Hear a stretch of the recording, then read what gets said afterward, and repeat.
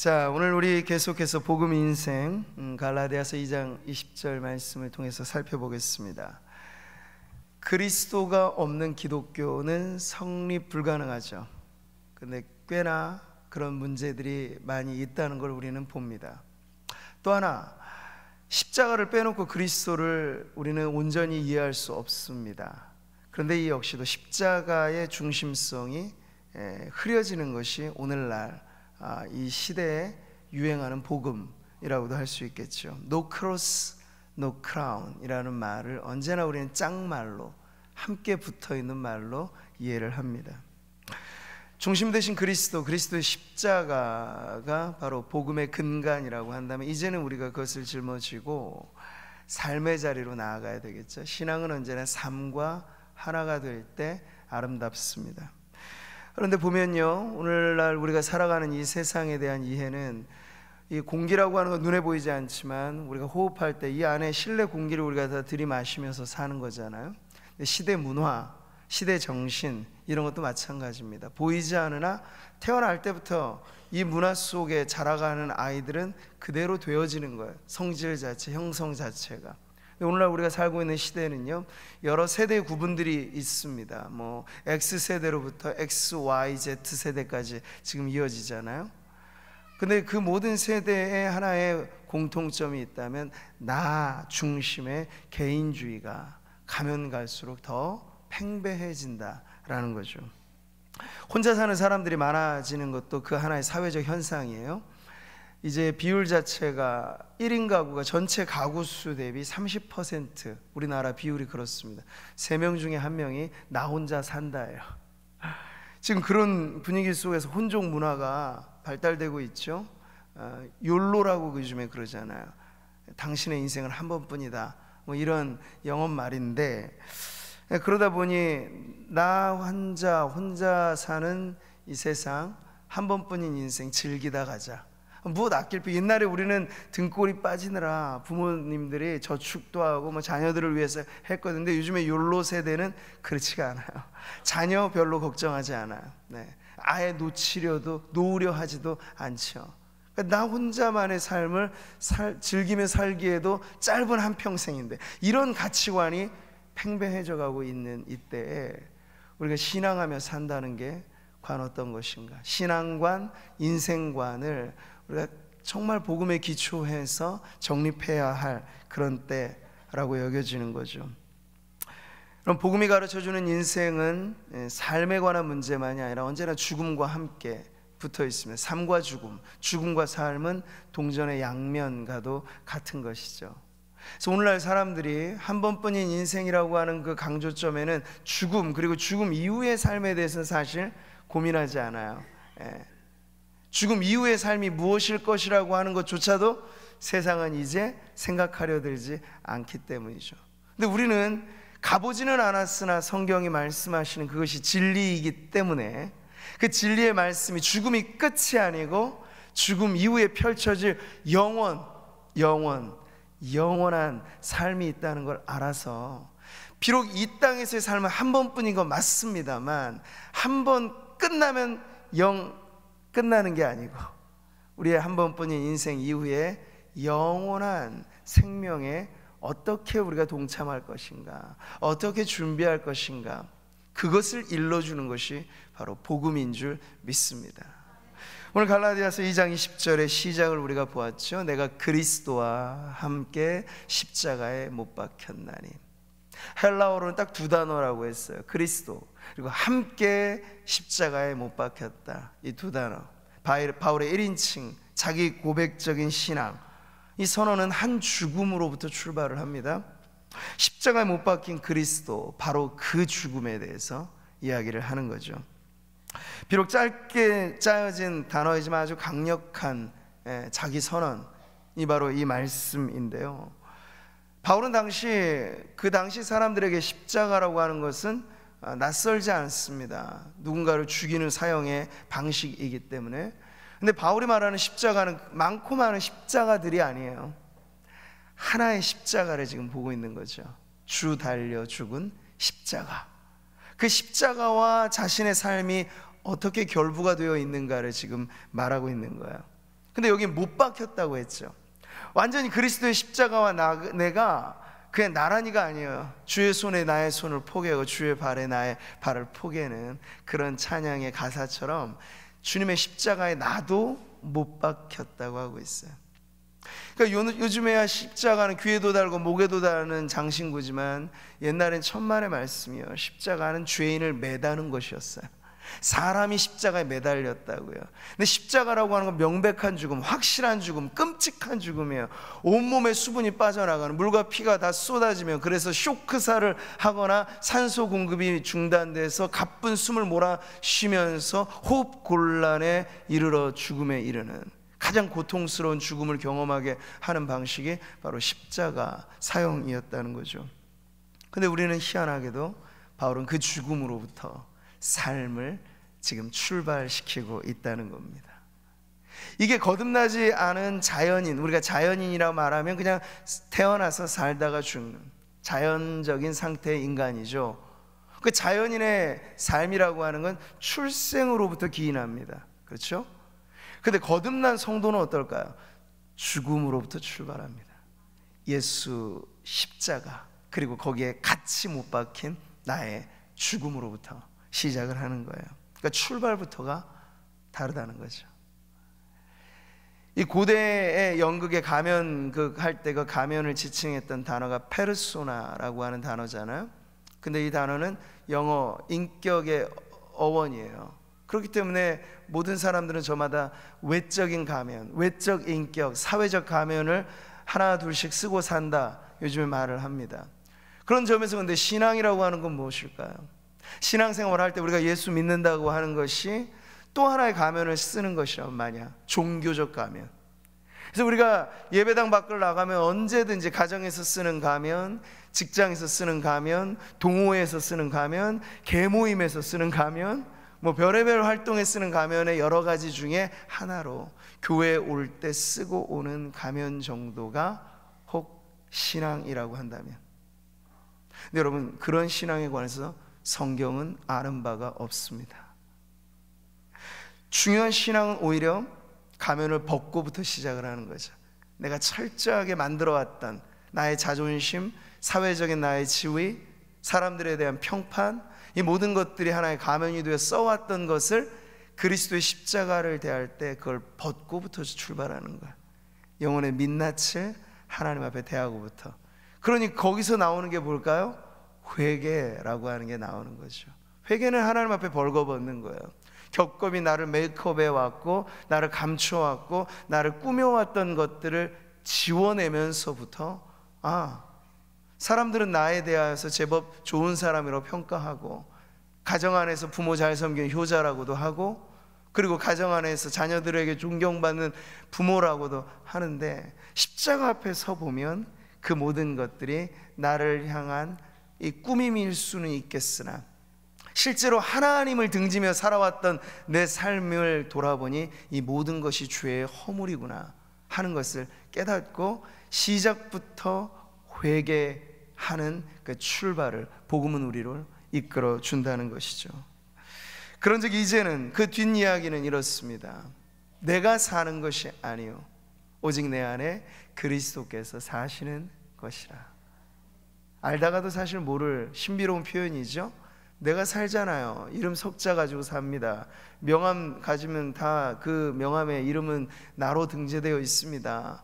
등기부 등본 띄워봐도 우리 호주 집주인 다 내 이름으로 혹 되어 있잖아요. 그런데 이게 웬 말입니까? 내가 사는 게 아니래요. 오직 내 안에 그리스도께서 사시는 것이라고 말씀하고 있습니다. 바로 이 관계가 우리로 하여금 신앙생활 혹은 복음 인생이 과연 어떤 것인가를 정확하게 규명해 주는 말씀입니다. 앞서도 말씀드린 것처럼 세대는 급변합니다. 그렇지만 그 모든 변화되는 세대를 관통하는 공통점은 자기 관심에 몰두하고 있다. 나 중심. 옛날에 N세대라고도 했어요. 나 세대. 자기 사랑, 에고이즘. 여러분, 영어로 죄를 신이라고 하거든요. S-I-N. 그 죄, 근데 그 단어의 중앙에 뭐가 있습니까? I가 있어요. 내가 있어요. 죄는 무엇입니까? 자기를 중심으로 자기를 사랑하고 자기만 사랑하고 결국에 자기를 숭배하는.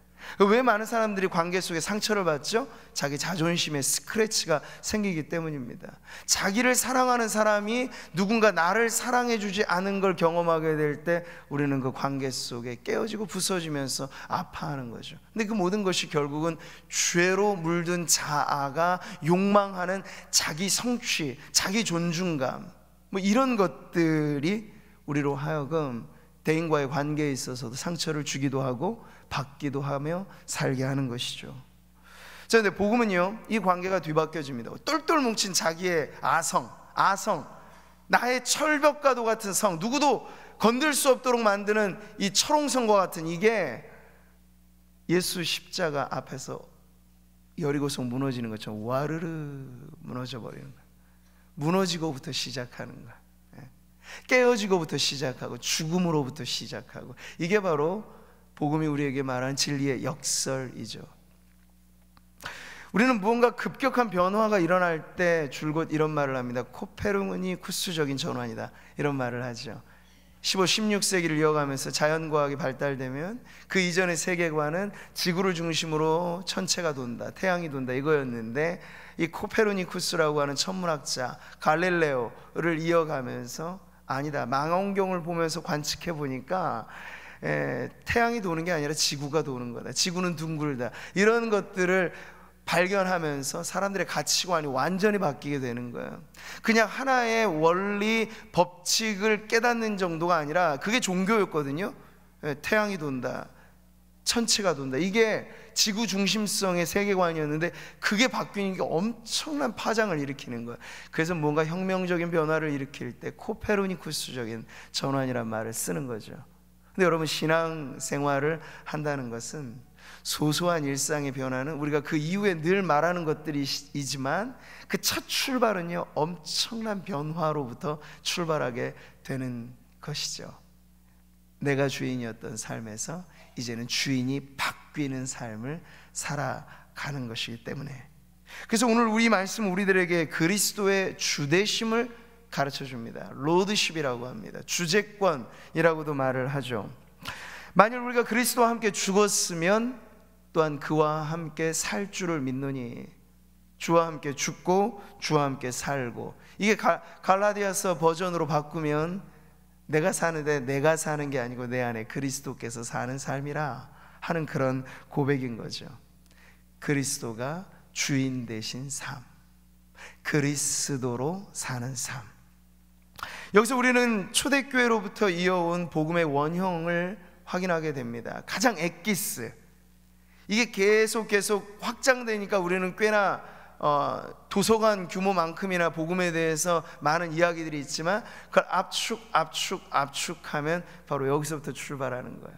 이제 다음 달에 성탄주일이 이제 한 달 정도 남은 건데요, 그럴 때마다 우리가 늘 반복해서 듣는 이 성탄의 복음이 이거죠. 같이 한번 읽어볼까요? 오늘 다윗의 동네에 너희를 위하여 구주가 나셨으니 곧 그리스도 주시니라. 여기 동그라미를 치시는 거예요. 구주 그리고 그리스도 주, 이게 뭔가요? 다 우리는 구원자, Savior이라고 하는 구원자를 압니다. 근데 그것만 아니라 구주라고 하는 건 거기에 Lord가 붙여 있어요. 주님, 그리스도 주시니라. 주님이라고 하는 명백한 선언이 성탄의 복음에서부터도 나오게 되는 거죠.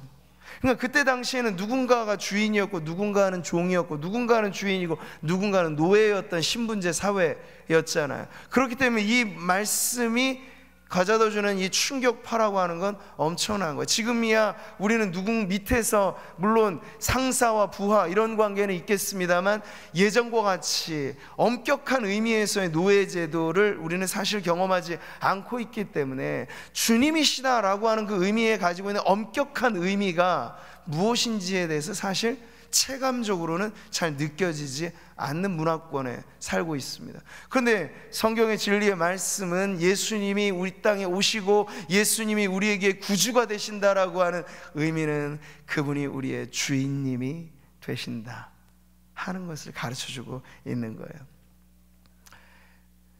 핍박과 환난 중에 성도들이 서로의 정체성을 드러낼 때 암호화된 하나의 코드로 표식을 서로 썼을 때 초대교회는 물고기 마크를 썼습니다. 익투스라고 하는 물고기, 머리 글자 이니셜을 풀어보면 헬라어로 신앙 고백이 거기 나오는 거예요. 예수스 크리스토스 휘우 데우스, 데우 히오스 소테르. 이게 뭔가 예수 그리스도, 네, 하나님의 아들, 구세주, 구원자, 이런 뜻인 거예요. 이 5글자가 사실은 그 사람의 신앙의 여부를 확인해주는 가늠자, 기준이 되었다는 거죠. 이걸 명문화된 우리 성경 구절로 바꾸면 베드로 형의 신앙 고백이 되는 거예요. 같이 한번 읽어볼까요? 주는 그리스도시요 살아계신 하나님의 아들이시니이다. 이걸 도마형으로 바꾸면 어떨까요? 이것이죠. 나의 주님이시요 나의 하나님이시니이다. 여기 어느 것도 빠져서는 안 돼요. 이것은 하나를 빼면 모든 걸 빼는 겁니다. 주는 그리스도시요 살아계신 하나님의 아들이라고 하는 것도 완전히 붙어있는 말이고, 도마의 고백도 마찬가지예요. 나의 주님이시고 나의 하나님이시다 하는 이 고백을 통해서 우리는 이 초대교회로부터 전수되어 온 신앙의 엑기스, 그 고백이 아주 강력한 선언인 것을 알 수 있습니다. 초대교회 성도들이 왜 핍박을 받았을까요? 지금도 우리가 터키에서 어떤 선교사님의 죽음의 소식도 듣는데요, 많은 이 기독교 복음에 대해 적대적인 반응을 보이는 무슬림권이라든지 공산권, 왜 사실은 예로부터 끊임없이 기독교는 핍박과 탄압을 받아왔을까요? 초대교회에서는 이 한 가지 이유가 분명했습니다. 그들이 예수님을, 만약에 예수님이 나의 친구, 요즘에 우리가 유행하고 편하게 불려지는 노래들처럼 예수님이 나의 이 정도로만 했는데 핍박을 받았을까요? 천만의 말씀, 그러지 않았을 거예요. 근데 핍박받는 이유는 명백했어요. 예수님이 나의 주인이시다. 그래 버리니까 누가 위협을 느꼈겠습니까? 당시에 로마의 황제는 모든 것에 절대 권력을 행사했는데, 그래서 당시 이 그리스 로마 문화권에서 로마가 지배하는 곳곳마다 황제는 우상시 되었습니다. 황제는 숭배의 대상이었습니다. 그래서 말하기를 가이사가 주님이시다. 이게 황제만이 주님이라고 하는 호칭을 받아야 했던 사회예요. 그런데 가만히 들어보니 그리스도인이라고 불려지는 일단의 사람들이 이상한 말을 하기 시작하는 거예요. 어떻게? 예수님이 주님이시다. 그러니까 말이죠. 그래서 사도행전을 보세요. 너희가 십자가에 못 박은 이 예수를 하나님이 주와 그리스도가 되게 하셨느니라 하나님 말씀이 초대교회 사도적인 선포 때문에 교회가 핍박을 받았다는 거예요. 다른 이유 때문이 아니라, 선한 행위를 하고 남들 좋은 일을 했는데 교회가 왜 핍박을 받았겠어요? 근데 핍박받는 이유는 예수님에 대한 신앙 고백 때문이었어요. 예수님은 나의 주인이시다. 오늘날에도 액면 그대로 이 신앙이 우리의 삶 곳곳에 선언되고 이 신앙 고백적인 삶을 우리가 살아간다면, 그와 같지 않았을 때 우리의 삶과 비교했을 때 분명 어떤 변화가 일어날 거라고 저는 확신합니다. 여러분의 모든 삶의 자리에 예수님이 나의 주인이시다 라는 고백을 하게 된다면 어떤 변화들이 일어나게 될까요? 오늘 우리는 구원자로서 예수님을 편안하게 모십니다. 웰컴하죠. 영접한다는 말을 할 때는 우리는 늘 그 구원자, 물에 빠져 죽어가는 나에게 지푸라기라도 잡아야 할 텐데, 지푸라기가 뭐예요? 주님의 든든한 손으로 우리를 건져내셨어요. 감사합니다, 땡큐 하죠. 그런데 이게 무슨 일인가요? 건져내고 나서 주님이 자꾸 개입하기 시작하시는 거예요. 우리 인생에 대해서 어떤 의미에서 시시콜콜, 너 이렇게 하면 되겠니? 이렇게 하는 것이 좋지 않겠니? 근데 우리는 예수님에 대해 생각할 때 나를 구원해 주신 분으로는 너무나 좋은데, 그 다음에는 내가 나 마음대로 살고 싶어요. 주님, 날 좀 건들지 마세요. 내 인생은 나의 것이에요.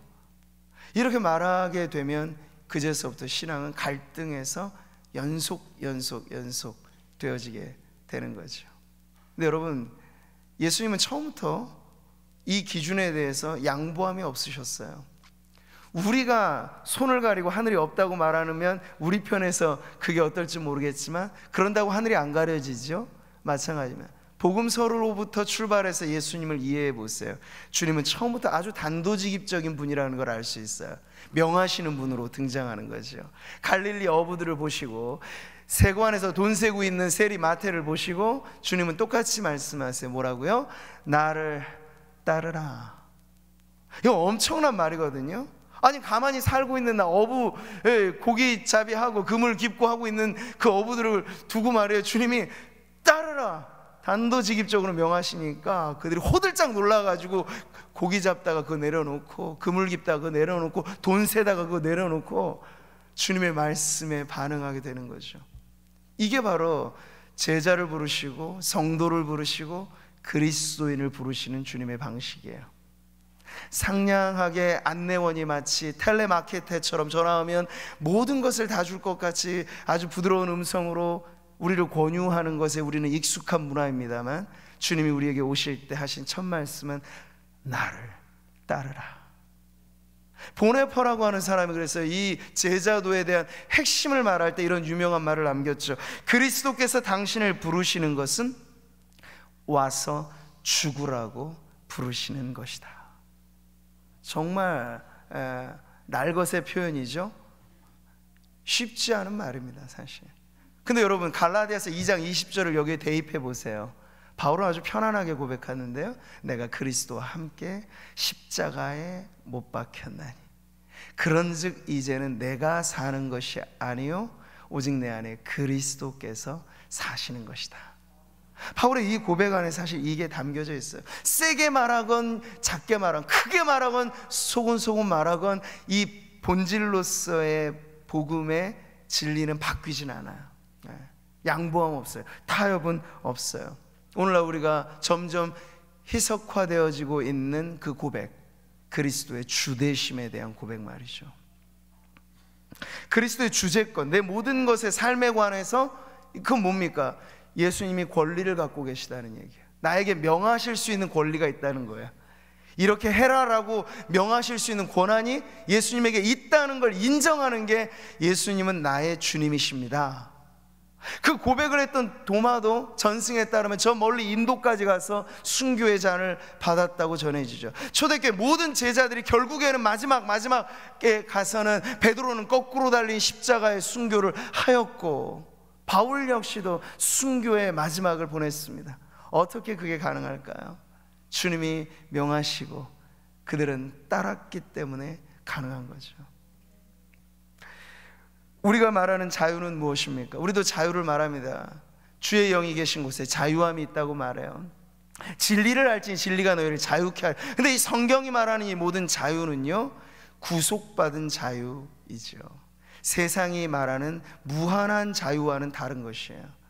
죄된 본성이 그대로 남아있고 내 마음에 원하지 않으면 누군가를 죽이기까지도 하는 그런 자유, 파괴적인 자유.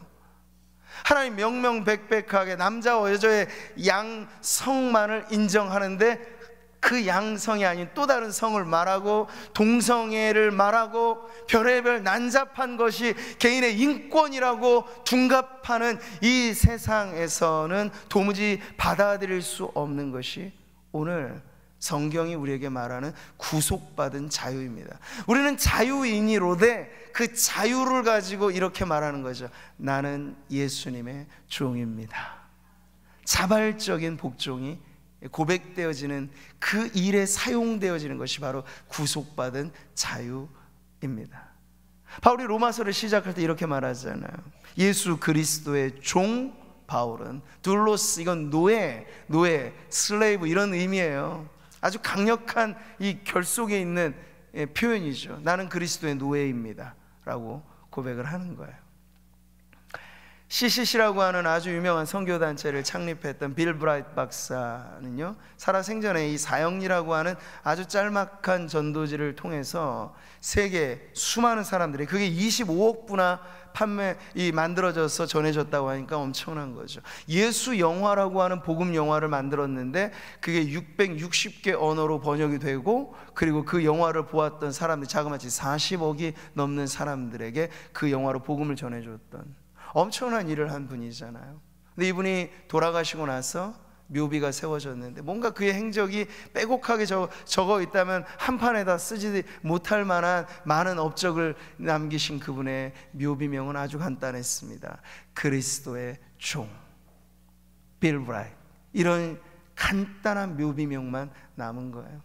결국 우리가 지나고 우리의 생을 계수하고 점검할 때, 어떤 사람은 정치인들이 하듯이 자기의 자서전을 너무 일찍 영웅화시켜서 만드는 사람들도 많이 있겠고, 전기를 쓰는 사람도 있겠으나 저와 여러분 그렇지 않았으면 좋겠습니다. 우리의 마지막 흔적에 그는 한평생 그리스도의 종으로 살다가, 주님 뜻대로 살다가 주님 품에 안겼노라. 이것이 저와 여러분의 행적에 가장 분명한 새겨지는 흔적이 되기를 바랍니다. 자, 그러니 여러분 오늘 분명히 하셔야 돼요. 예수님을 구원자로 모신다라고 하는 말과 예수님을 주님으로 모신다라고 하는 말이 구분이 되진 않습니다. 분리가 되지 않습니다. 같이 우리가 성도이면서 동시에 제자이면서 동시에 하나님의 자녀라고 하는 그 호칭과 정체성 모두를 아우르고 있는 것처럼, 예수님과 나 사이는 우리가 여러 가지 많은 비유로 말합니다만 그 안에 반드시 있어야 할 고백이 예수님은 나의 주님이십니다. 그리고 그 고백이 정당하게 인정되려면 이제 우리의 삶은 그 고백대로 주인 되신 예수님이 말씀하시면 그대로 따르겠습니다 라는 삶으로의 화답이 이어져야 될 줄 믿습니다. 주님을 모셨으나 얼마나 많은 성도들이 예수님을 여전히 손님으로 대하고 있는지 몰라요. 주님을 모셨는데 그 주님은 여전히 성도들의 필요를 채워주는 서비스맨이 되어서 어서 오십시오, 무엇이든 도와드리겠습니다, 백화점 문을 열면 90도 각도로 인사하는 그러한 분들 역할을 우리 예수님에게 맡겨놓으시는 분들이 적지 않다는 거죠. 근데 그게 역전되는 게 신앙입니다. 주님 말씀하십시오, 제가 듣겠습니다. 주님 무슨 말씀이든지 제가 따르겠습니다. 주님이라고 하는 이 말에 바로 그러한 순복, 순종, 따름, 이것이 이어지게 되는 우리 모든 성도님들의 삶이 되시기를 축복합니다. 이게 바로 그리스도로 사는 인생이죠. 갈라디아서 2장 20절에 산다는 말이 꽤나 반복돼요. 내가 사는 것은 그 삶은 근데 예사롭지 않은 삶인 거죠. 죽음으로 또 출발하는 삶이니까, 그리고 주인이 바뀌어져 버린 삶이니까 예사롭지 않은 삶이에요. 찰스 M. 쉘던이라고 하는 작가가 쓴 유명한 베스트셀러가 있습니다. 예수님이라면 어떻게 하실까? 아마 읽어보신 분들이 많이 계실 거예요. 철로역정만큼이나 전 세계적으로 팔린 기독교 소설인데요, 이건 가상의 이야기이긴 합니다만 우리가 성경을 읽어내는 방식과 역작용으로 이게 소설을 쓴 거예요. 우리는 2000년 전의 상황으로 들어가잖아요. 근데 실제로 주님이 살아 계셨을 때, 갈릴리 해변을 다니셨을 때, 누군가의 집에 신방하셨을 때, 그 모든 것이 실제였듯이 우리의 신앙이라고 하는 건 실제성이 매우 중요합니다. 그럴 때 이 소설은요, 현대에 어느 마을에 예수님이 직접 오시는 거예요. 남루한 노숙자의 행색을 하고. 그랬을 때 사람들의 반응이 어떠할까? 실제로 예수님이 뚜벅뚜벅 걸어오셔서 내 삶에, 내 일터의 가정에 오시는 거예요. 그랬을 때 과연 어떤 변화가 일어날까? 이 소설은 그러면서 일어나는 어떤 변화들, 그 마을 전체에 확산되어지는 변화를 보여주고 있는데, 실제로 여러분 우리 구미 지역에 만약 예수님이 지금 이 시대에 오셔서 공단을 걸어 다니시고 저기 우리 상무동, 형곡동 걸어 다니시면서 전도도 하시고 상담도 해주시고 그런 걸 한번 상상해 보세요. 실제로 예수님이 그렇게 다니시는 우리의 삶이라고 생각해 보세요. 과연 변화가 일어나지 않을까요? 변화가 일어날 것입니다. 근데 지금 우리는 그것을 소설로 쓰는 게 아니라 저와 여러분의 삶으로 쓰고 있는 거죠. 이 소설의 원제가 In His Step이에요. 그분의 발자취를 따라서 한 걸음 한 걸음, 내가 사는 게 아니라 주님이 내 안에 사는 삶이라고 하는 실제적인 신앙의 고백, 주대심의 신앙 고백이 인정되는 우리의 발걸음이 가 닿는 곳마다 내가 걷는 게 아니고 주님이 걸으시는 발자취가 될 줄 믿습니다. 그러면 어떤 일이 벌어질까요? 상상만 해도 즐거운 일들이 벌어지게 될 것입니다.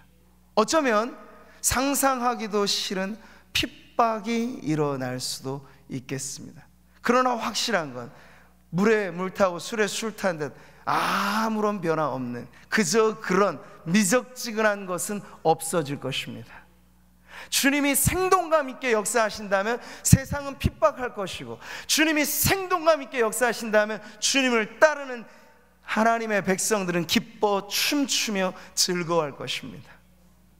그러니 지금 이 세상에 세상인 듯 아닌 듯, 교회인 듯 아닌 듯 하는 그런 불투명하고 불명료한 이러한 신앙의 분위기들이 갖고 있는 문제는 예수님을 모시긴 모시되 이제 편안한 나를 도와주시는 서비스맨 이상으로 주님을 인정하지 않는 분위기, 예수님을 나의 주님이라고 확고하게 고백하지 못하며 살아가는 그러한 신앙의 문제라고 할 수 있는 것이죠. 이 책이 선풍적인 인기를 끌고 사람들에게 영향을 주었을 때 사람들은 이것을 배지로 만들어서 붙이고 다니기도 했어요. 영어 이니셜로 What would Jesus do라고 하는 영어 제목을 머리 글자를 따서 WWJD라고 하는 걸 배지로 붙이고 가방에도 붙이고 티셔츠에도 새기고 막 그랬다고요. 그랬을 때 이제 의식적으로 잊지 않으려고 하는 거죠. 여기 청년들도 있는데 대학생활 하면서 시험 볼 때 남들이 다 컨닝해요. 그냥 아예 대놓고 컨닝해요. 근데 What would Jesus do? 예수님이라면 어떻게 하실까? 그분은 아마 편안하게 컨닝은 안 하셨겠죠. 답이 너무나 분명한 거예요. 네. 남들이 다 이중장부 써요. 남들이 다 재산 증식하고 늘려가는데 정말 정승같이 제대로 얌전하게 돈 번다고 돈이 벌어지겠어? 돈을 벌 때는 뭐같이 벌어야지, 이게 세상의 원리잖아요. 그래서 잠깐 법을 살짝 비껴가는 거 뭐 문제가 되겠어? 그럴 때 묻는 거예요. 예수님이라면 어떻게 하실까? 예수님 만약 내 회사의 오너라면, 예수님이 최종 결정권자로서 사인을 하실 때 잘못된 장부에 사인을 하실까? 잘못된 사업 계획에 사인을 하실까? 남에게 피해를 주는 일에 승인을 하실까? 하나하나 묻는 거죠. 크고 위대한 일이 아닙니다. 우리의 모든 일상의 관계 속에 누군가 미워 죽겠어요. 정말 주는 것 없이 미워요. 보기만 해도 싫어요. 근데 묻는 거죠. 예수님이라면 어떻게 하실까? 미워도 다시 한번 이러지 않으셨을까? 70번에 7번이라도 용서해 줘라. 이게 예수님 마음이시니까. 바로 이런 것입니다. 그러면 교회 생활이 바뀌겠죠. 왜 오래도록 교회 생활을 하면서도 교회 안에서 관계가 회복이 안 되고 한번 틀어지면 영 이별되고 그런 걸까요? 질문을 안 하기 때문이죠. 예수님이라면 어떻게 하실까? 등 돌리면 남인 게 정말 성도의 관계일까? 아닌 거예요. 서로가 서로에게 부족하고 연약하고 하지만 감싸주고 안아주고 너희가 서로 사랑하면 이로써 세상이 너희가 내 제자인 줄 알리라. 이게 주님의 명령이셨기 때문에 우리는 사랑할 권리는 있지 미워할 권리는 없는 거죠. 그럴 때 힘겹고 어려워도 십자가 앞에 못을 박는 거예요. 뭐요? 사랑할 마음을 못 박으시면 안 되고 미워하는 마음을 못 박으시는 거예요. 세상의 방법대로 편하게 살고 싶은 마음을 못 박는 거죠. 부정과 불법을 저지르고 싶은 마음을 못 박는 거죠. 한번 눈 감으면 편하게 살 텐데 근데 그 편안함을 못 박는 거죠. 그러면서 예수님이 나의 주인님이시니까 주님이 말씀하시는 그 자리에 제가 있겠습니다 라는 그런 신앙의 승리가 매일매일의 삶에 하나 둘씩 쌓여질 때 결국 우리의 삶이 조금 한꺼번에 다는 아니겠습니다만 점점 더 예수님을 닮아가는 성도가 될 줄 믿습니다. 조그마한 사람들이 어떻게 로마를 변화시켰을까요? 여러분, 바닷물의 원리랑 똑같다 그러죠? 3%의 염분만 있으면 그 물이 오염을 방지할 수는 있어요. 수적인 논리는 아닙니다. 기독교는 극소수의 사람들이 다수를 선도하는 나라, 그게 바로 하나님의 나라. 하나님의 나라는 누룩 같은 것이래잖아요. 아주 작게 시작하지만 그게 잘하면 하나님의 나라는 이 겨자씨와 같고 누룩 같은 것이라고 말하는 건 침투하고 나서부터의 영향력을 말해주는 거예요. 시작은 미약하지만 끝이 점점 더 창대해지는 나라, 그것이 바로 하나님의 나라이고, 그 나라의 백성으로 살아가는 저와 여러분이 어떻게 살면 그 나라가 확장될까요? 예수님을 주님으로 모시고, 내가 살지만 내가 사는 것 아니고 나의 주인 되신 예수님이 나의 삶을 다스리시도록 권리를 내어드리는 삶을 하나둘씩 늘려간다면 우리를 통해서 그 하나님의 나라는 우리 구미지역 그리고 이 땅 가운데 확장되게 될 줄 믿습니다. 만일 누가 말하려면 하나님의 말씀을 하는 것 같이 하고, 누가 봉사하려면 하나님이 공급하시는 힘으로 하는 것 같아요. 다 보세요. 하나님 같이 하라고, 하나님처럼 하라고. 이걸 오늘 우리의 말로 바꾸면 예수님처럼. 내가 일하지만 내 손가발이 마치 주님의 손가발인 양 한다면 여러분, 아까울 게 무엇이고 희생의 마음이 사실 우리에게 감격이 되면 되었지, 이게 우리에게 피해를 가져다 주지는 않을 거라고 믿습니다. 마지막까지도 스승이신 그분이 가장 낮은 자리에 내려와서 제자들의 발을 닦아주셨고, 너희도 이와 같이 하라고 말씀을 하셨으니, 교회 안에서의 모든 섬김이 예수님처럼만 할 수 있다면 우리는 섬기는 일들 속에 상처를 줄 일도 상처를 받을 일도 없을 줄 믿습니다. 여러분, 직분을 사모하세요. 그런데 직분은 완장이 아닙니다. 직분은 섬기라고 주시는 거예요. 교회의 주인은 오직 한 분밖에 안 계세요. 담임 목사가 주인이 아니고 그 누구도 주인이 아니고, 저도 종이고 여러분도 종이고, 종님도 없습니다. 그냥 종입니다. 그러면 편안한 거죠.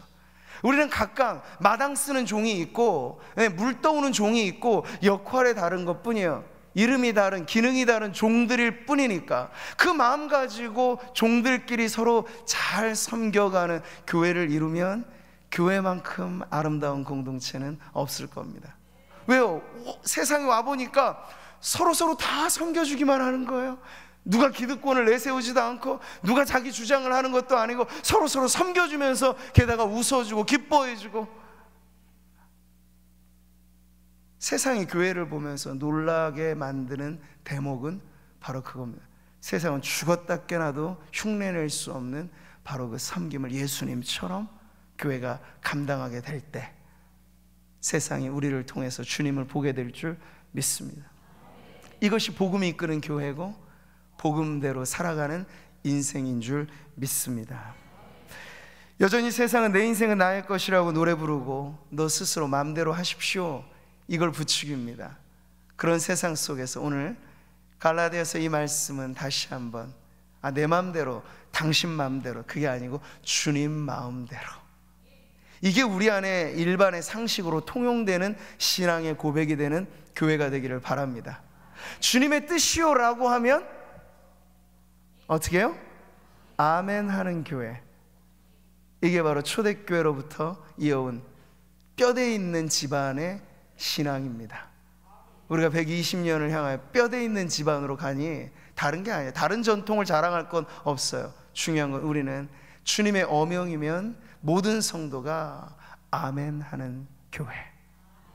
주님 뜻대로 살기로 했네, 주님 뜻대로 살기로 했네, 주님 뜻대로 살기로 했네,